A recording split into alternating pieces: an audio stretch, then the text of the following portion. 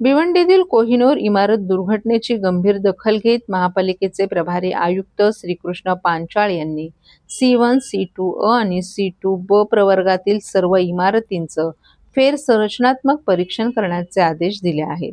चुकीचं वर्गीकरण करणाऱ्या अधिकाऱ्यांवर कारवाईचा इशारा देत शहरातील रस्त्यांवरील खड्ड्यांची तातडीने आणि दर्जेदार दुरुस्ती करण्याचे निर्देशही त्यांनी दिले आहेत.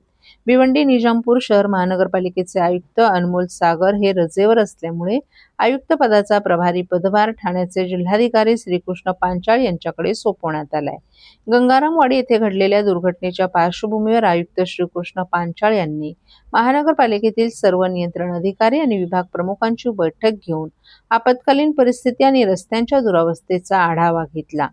या बैठकीस अतिरिक्त आयुक्त विठ्ठल डाके, उपायुक्त सपना वसावा, उपायुक्त बाळकृष्ण क्षीरसागर यांच्यासह सर्व अभियंते आणि विभाग प्रमुखही उपस्थित होते. या बैठकीत प्रामुख्याने धोकादायक आणि अतिधोकादायक इमारतींच्या वर्गवारीचा आढावा घेण्यात आला.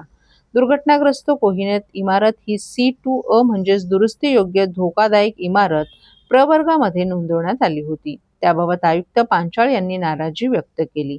C1 म्हणजेच अतिधोकादायक इमारतींचा प्रवर्ग, C2 अ म्हणजेच दुरुस्तीयोग्य धोकादायक इमारतीचा प्रवर्ग आणि C2B म्हणजेच संरचनात्मक दुरुस्ती आवश्यक असलेल्या धोकादायक इमारतींचा प्रवर्ग या सर्व प्रवर्गातील सर्व इमारतींची फेरतपासणी करून त्यांचं संरचनात्मक लेखापरीक्षण करावे आणि पुनश्च सर्व इमारतींची वर्गवारी निश्चित करून त्याचा अहवाल सादर करावा असे निर्देश पांचाळ यांनी अतिक्रमण विभागाचे उपायुक्त आणि सहाय्यक संचालक नगररचना यांना दिले आहेत.